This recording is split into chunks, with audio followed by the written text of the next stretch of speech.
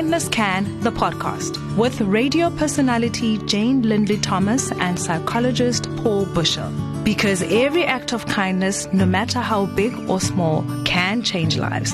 In this series, Jane and Paul hope to enrich your life by giving you practical tools on how to be kinder in your relationships with yourself, with those around you, at home, work, and in your community. Welcome to another episode of the Kindness Can podcast. Today we are very excited to have Cami B from Connect with Cami B Yoga and the founder of Yogi Bear ZA with us. Hello, Cami. Welcome. Thanks, guys. Very excited to be here. Yeah, we're so excited. Hello, Cami. Hello, Jane. Hello, guys. Yeah, just to remind you that this podcast is brought to you by Wyk Law Incorporated, recognizing that kindness and compassion are an integral ingredient of sustainable solution. So, Cami, congratulations on the beautiful love baby in your belly. Thank you, guys. Very exciting. There's a little girl on her way. Amazing. And have you been really disciplined in doing your yoga every day during this process? How's that all been going? In all honesty, it's oscillated quite a lot. The first 3 months, I would say the physical practice sort of fell away and the more mindful practice came to play. And now that I'm 26 weeks, which don't ask me how many months that is because this is all very confusing, the more physical practices come back in and I'm feeling more in body and more sort of present in body than I did at the start of the journey. Mm-hmm. Yeah, so I know that yoga as a word can sometimes bring up different images and different feelings, different misconceptions sometimes for people. How would you explain yoga to someone listening to this podcast? Sure, no pressure. I think putting it simply, connection, union, mind, body, breath, connection. I think it can sort of become so much more after that, but fundamentally at the baseline, connection. So connection to self, connection to breath, connection to the emotions, if that makes sense. It's beautiful. I mean, I've flirted with yoga for a while. I mean, pre-COVID, I was like turning into a totes Yogi Bear, like harem lotus, do this, do that, loving life. And I've, read an article saying that sitting is the new smoking. And I think that we live in a society that kind of glorifies or has this ideal or concept that being busy is successful. Whereas for me, gosh, isn't success just being able to sit in the moment and just be still and just, I feel like we're so robbed of that ability to have moments that we are totally and fully present in. I couldn't agree more. And I think children notice that in us adults and mimic it.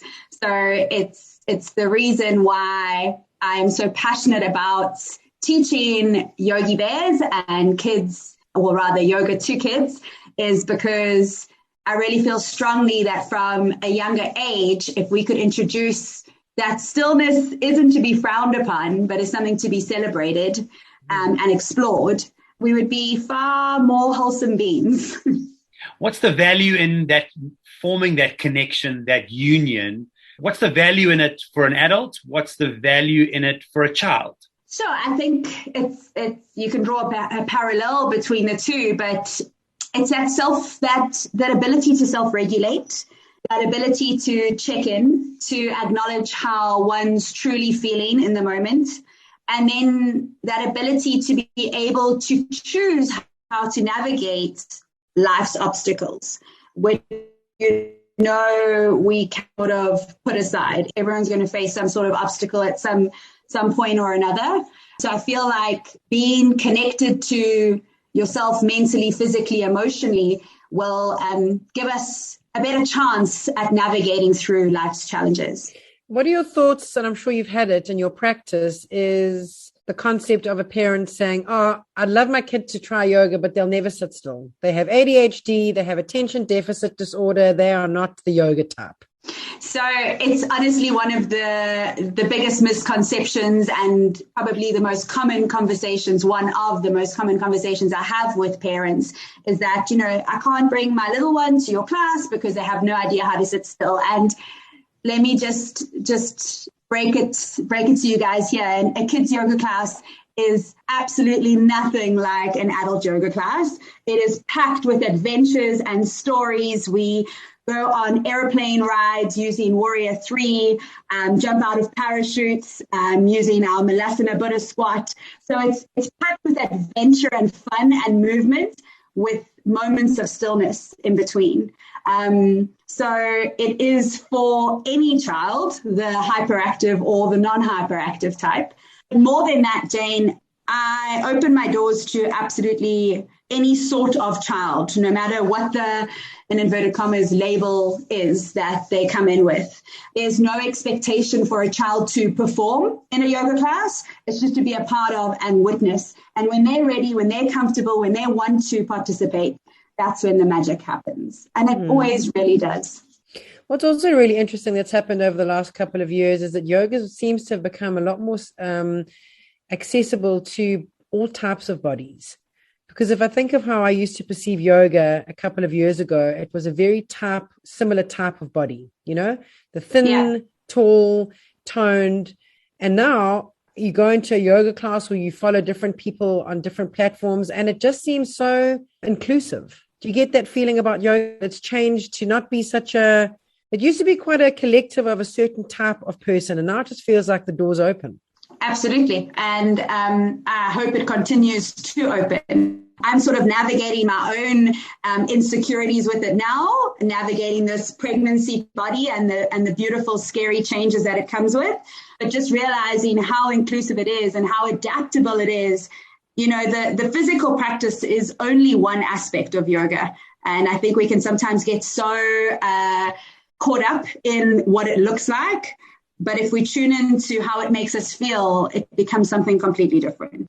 I think that sounds like something useful even in my own mindfulness and yoga practice. I love the advice you're giving there in the sense that you can become so caught up once again, falling for that old trap of the performance, or it's got to be perfect, or it's got to look like it does on Instagram, whereas that kind of defeats the object of connecting with yourself just the way you are in that moment. And some days are easy and some days is hard.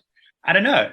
In kids, do you see differences in the way that they arrive and leave and present? How does that play out for them? It sort of shows up differently depending on the age group. The younger ones, there's no inhibition. There's no social sort of boxed, ideas that they come in with. They are also willing to try. I'm not there to physically correct a triangle pose. Again, I'm getting them to feel what it's like to be this, triangle or this pyramid or whatever adventure we're on that the pose relates to.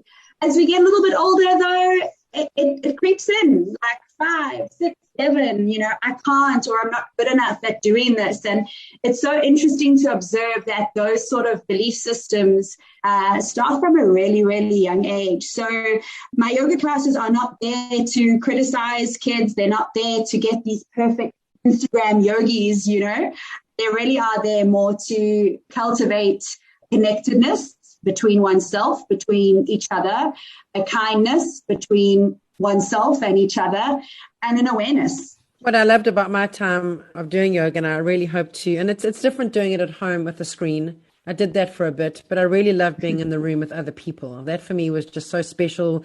The humming at the beginning, the collective breath. I know, gosh, anything more terrifying in a time of COVID is collected breath. But speaking about COVID, I've just come through COVID, and it was a really emotional night a couple of nights ago, actually just holding space for the gratitude that I have for my body. Something as a woman that I think we're so hard, eh? If I think about all the harsh words and unkind things I've said to myself about not being thin enough, small enough, this enough or that enough, actually just, you would have thought having birthed 3 children too at the same time, that would have been the penny drop moment. But it was actually this COVID experience of actually just really being so grateful for what my body is capable of. And that's what I loved about yoga. I loved carving out the space to sit in a moment to just be with me and be okay with just being with me and being okay with that.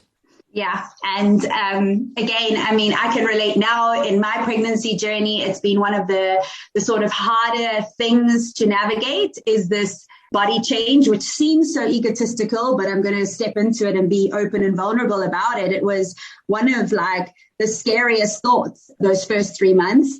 And now that I'm like really starting to feel this little moonbeam kick inside my belly, I'm really starting to have such gratitude, more than I've ever had in my whole life, for this body, the same body that I've criticized, that I've called fat, that I've, definitely critiqued my legs in a down dog when you can see like cellulite. And I'm just like, that doesn't even matter anymore. Like, this is the same body that creates life, that is creating life. So I can definitely relate there. But linking it back to kids, Jane, they mimic us. So I think it's really important to check in with ourselves, notice how we talk to ourselves, because the little ones around us, whether kids or we teachers or just, an aunt or an uncle or grandparent, we have the capability to influence the mind of these little humans around us. So if they see us being harsh on ourselves, they will in turn continue that sort of talk to themselves.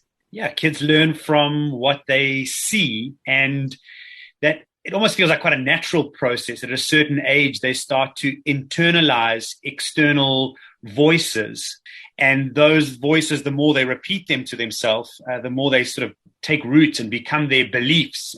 And I know that's a worry for all of us on this call. I know you've got a pack of really cool affirmation cards. And I love the idea of affirmations because they become the counterbalance to those voices that we start to internalize. They become the fight back. So tell us a little bit more about affirmations, how to use affirmations with kids. Yeah, so I've created a few little tools that over the years I've come to realize parents can use at home with their kids, because there's no use in me just working for 30 minutes once a week with a child. It's beautiful if there can be some sort of continuation at home. And the affirmation practice is such a beautiful activity to actually include the whole family in on. So I've got a pack of cards. There's 52 in a deck, so basically one for every week of the year if you wanted to look at it like that. But there's no harm in pulling one a day. And the idea is to shuffle them around and allow your child to pick one. If they can read it for themselves. And there's affirmations such as I am a good friend, or I am brave, or I am a good listener, I am strong, I am capable. And these affirmations, once said out loud by the little one, they have a really deep impact on their lives. But more than that, it can even create a conversation within a family. And I think these conversations aren't had enough around the dinner tables or around connecting time. So it can be something that mom and dad or granny and grandpa, aunt and uncle, they can all be included in on. I think we could all do with a little more certainty and affirmations and feelings of worthiness in our lives. Well, I just love it because Paulie's also got a pack of conversation starter placemats. And it's so interesting how when you lay the table with, the cutlery and the crockery and the placemats and everyone gets to the table like, oh, what's this? I'm like, wow, let's see what your one says. And it has a totally different energy and flow around the dining room table. And the stuff that's brought up, because it doesn't feel like mom and dad white noising in the background. And as we know, we all learn through stories and storytelling. So I'm feeling a little bit left out that you have a pack of cards and you have conversation starter placemats. I have 3 children and nothing like that. Well, I believe you are rich, because you were telling me a really beautiful story of you and your 3 kids on the bed sharing affirmations in practice. Yeah, well, I mean, it was obviously brought on. I'm so grateful that I have a psychologist as my work husband, because I've got him on speed dial.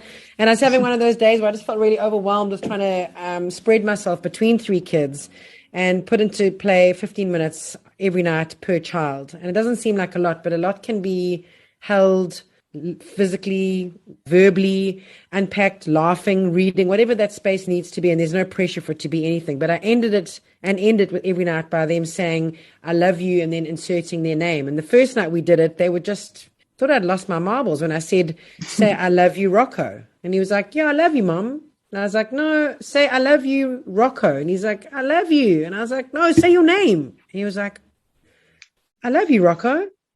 And I said, yeah. And I said, I'm proud of you, Rocco. And he's like, I'm proud of you, Rocco. And my daughter, when it was her turn, said to me, I've never said that to myself. I've never said I love you to myself, and I've never told myself that I'm proud of myself. And I just thought, flip, we have such a responsibility as the grown-ups in the room to instill in these children, because there's so many broken adults that don't love themselves and are not proud of themselves. And what do we see? We see a society of adults that built wooden fire escapes through over drinking, overeating, over smoking, overspending, and you get that high and then it spits you out with no love or kindness, and then you stew in guilt and shame, and that feeling returns. And I reckon that if we're instilling in young people right here, right now, from teeny, tiny, that you matter to you, that you are your greatest friend and ally, and you belong to yourself, and we need to nurture that as a really, really important relationship.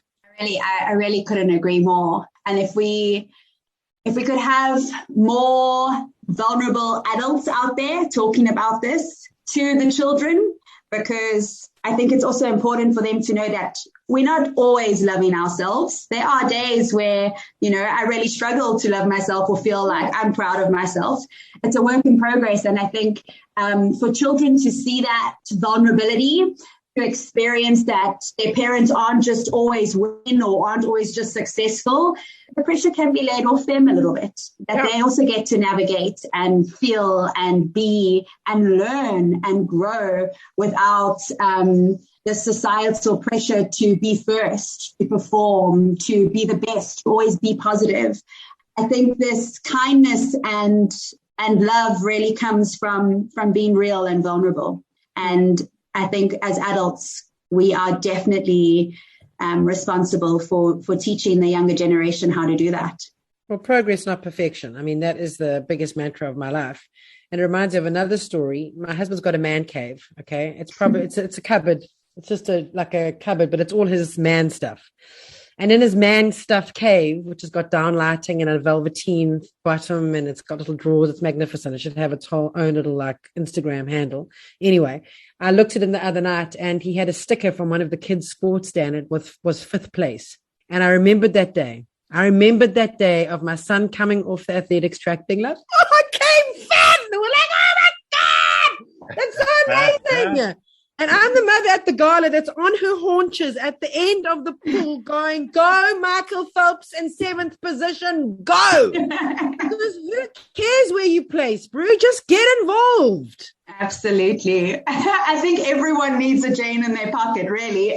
Kids and adults. And that's my do it sometimes. Now they've got to the stage, obviously 11 and 9 respectively, like they're like, Mom, please, can you not get out your chair? And they're probably grateful for the one thing of COVID is that we can't go to their sporting events because I lose my mind.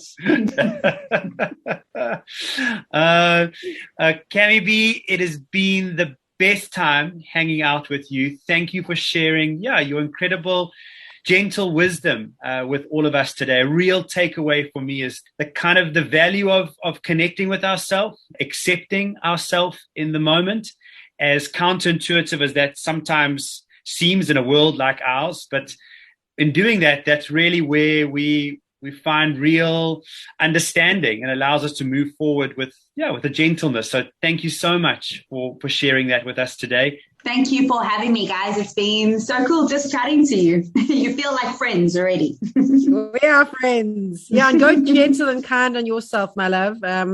Being a parent is going to test you in ways that you never thought possible. But I think, as we've discussed today, if you can just broach it from a place of vulnerability and trying your best and knowing that your intention was so pure, and when things don't pan out the way they should, just forgive yourself. I think that so many times we hang on to that negativity and use it as a headline, but it's only a chapter. It's a couple of pages. So go gentle. Thank you. I'm definitely going to be saving your number. You got my number, girl. You got it. Yeah, I mean, put it on speed dial. That's what I mean. Fine. This podcast was brought to you by Wyk Law Incorporated, recognizing that kindness and compassion are an integral ingredient of a sustainable solution. So much love to you both. And until we connect again, may all your voyages be happy ones. You've been listening to Kindness Can, the podcast. Find out more at kindnesscan.co.za.